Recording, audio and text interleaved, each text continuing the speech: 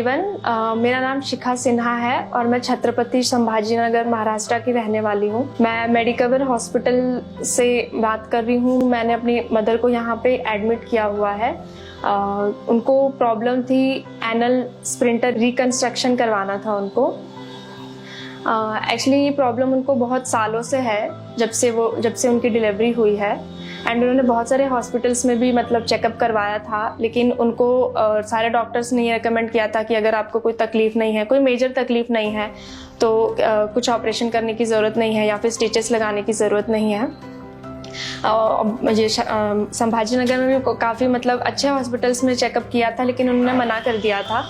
तो तब से फिर मम्मी ने भी बंद कर दिया था कि ठीक है, ज़्यादा तकलीफ नहीं है, अगर डॉक्टर रिकमेंड नहीं कर रहे हैं तो हम नहीं करवाएंगे। तो धीरे धीरे जैसे अभी एज 51 है मेरी मम्मी की, तो उनको ज़्यादा तकलीफ नहीं थी, लेकिन फिर भी कभी गैस रिलीज़ करने में या फिर बाथरूम वगैरह कंट्रोल नहीं होते थे उनसे, तो बहुत प्रॉब्लम्स होती थी। इसके वजह से हमने फिर कंसिडर किया कि हम मतलब किसी दूसरे डॉक्टर के पास चेक करवाते हैं, किसी अच्छे गायनिकोलॉजिस्ट के पास। तो मेडिकवर का नाम ऐसे आया कि हमारा फ्रेंड है, उसका डेली यहाँ पे वो अपनी मम्मी के साथ मतलब डेली चेकअप करने के लिए आते थे, रूटीन चेकअप। तो उन्होंने हमें रिकमेंड किया था कि मेडिकवर हॉस्पिटल अभी बहुत अच्छा हॉस्पिटल है, आप वहाँ पे आंटी को दिखा सकते हैं। तो यहाँ पे फिर अपॉइंटमेंट बुक की थी जानकी मैम के साथ, डॉक्टर जानकी मैम के साथ। तो यहाँ पे फिर मम्मी पापा आए थे, उनका चेकअप हुआ।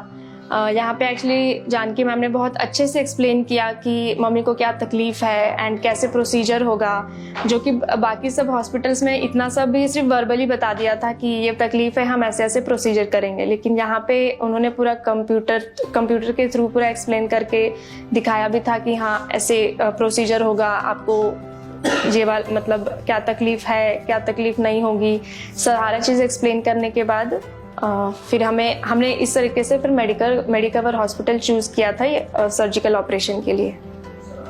सर्जिकल एक्सपीरियंस बहुत स्मूथ था, बहुत ही ज़्यादा स्मूथ, क्योंकि 8 जून को मम्मी को एडमिट होने के लिए बोला था। सारे चेकअप्स वगैरह किए थे डॉक्टर ने। उन्होंने मतलब सजेस्ट किया था कि जब सब चेकअप होके नॉर्मल होंगे सारे रिजल्ट, तभी हम आगे की प्रोसीजर फॉलो करेंगे।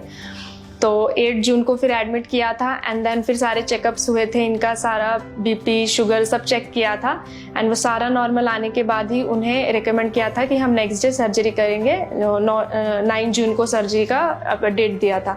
एक दिन पूरा मतलब अच्छे से रखा था रूम में एंड नेक्स्ट डे फिर फ्राइडे 9 जून को सर्जरी था। 2 बजे बोला था दोपहर में 2 PM। तो 1:30 बजे ही ऑपरेशन थिएटर में पूरा सेटअप वगैरह करके मम्मी को लेके जाके वहाँ पे रिलैक्स करवा के एकदम स्मूथ और पेन फ्री ऑपरेशन सर्जरी की थी।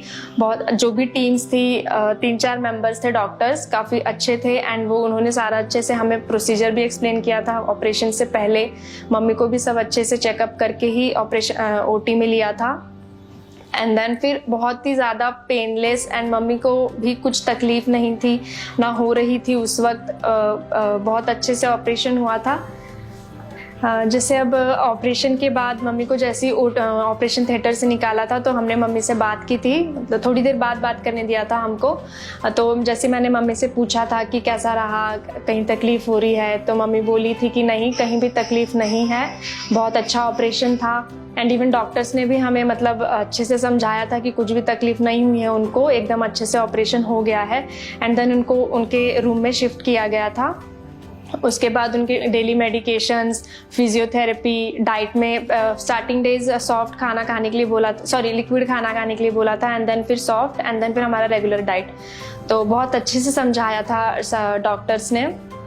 इवन नर्सेस, जो भी स्टाफ्स वगैरह थे, डेली क्लीनिंग करने के लिए, डेली चेंजिंग करने के लिए एंड ऑन कॉल नर्सेस हमेशा अवेलेबल रहते थे। कोई परेशानी या कोई भागदौड़ नहीं करनी पड़ी हमें। छोटी छोटी मेडिसिन के लिए भी हमें कहीं जाने की ज़रूरत नहीं पड़ती थी। नर्सेस हमेशा ही अवेलेबल थे, उनको सिर्फ कॉल करना रहता था एंड वो तुरंत आ जाते थे। इवन रात में भी हमें कोई प्रॉब्लम नहीं हुई किसी को लेके कि कोई अवेलेबल नहीं है, सारी चीज़ें अवेलेबल थी यहाँ पे। एंड पोस्टअप के बाद बहुत अच्छे से केयर किया गया है। फिजियोथेरेपी डॉक्टर भी रोज आते थे, चेकअप वाले डॉक्टर भी, इवन सर्जन्स भी रोज आते थे पूछने के लिए कि कुछ तकलीफ है, कुछ नहीं है। एंड उनको इंजेक्शंस भी थे, एपिड्यूरल दिया गया था, जिसकी वजह से उन्हें कहीं भी मतलब थोड़ा सा भी दर्द नहीं था मम्मी को। बहुत अच्छे से इनका केयर किया गया है यहाँ पे। सारे डॉक्टर्स, इवन फिजियोथेरेपी जो डेली चेकअप के लिए आते थे डॉक्टर, सर्जन्स वगैरह भी पूछने आते थे, उनसे भी मतलब उन्होंने बहुत अच्छे से समझा के ही भेजते थे कि हाँ आपको क्या करना है, अभी कुछ तकलीफ हो रही है, नहीं हो रही है। सारा प्रोसीजर हमें बहुत अच्छे से समझाया था और मम्मी को अभी भी कुछ पेन नहीं है अभी।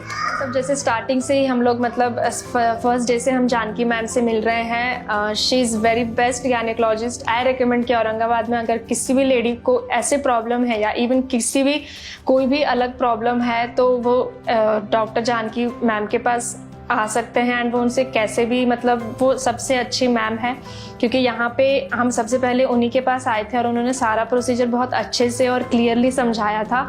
एंड इवन मम्मी भी और मैं भी रिकमेंड करती हूँ, क्योंकि वो रोज़ आते थे मम्मी से बात करने, उनको क्या तकलीफ़ है। एंड वो रोज़ हमेशा रिपीट समझा के जाते थे कि आपको ये खाना है, ऐसे ऐसे एक्सरसाइज करनी है, ऐसे बैठना है, ऐसे उठना है।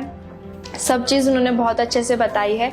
एंड जो भी लेडीज़ को या फीमेल्स को जो भी ये प्रॉब्लम है तो मैं रिकमेंड करूँगी कि इतनी तकलीफ़ नहीं है मुझे पता है, लेकिन फिर भी उन्हें एक अच्छे से लाइफ जीने के लिए खुद के लिए स्टैंड लेना चाहिए।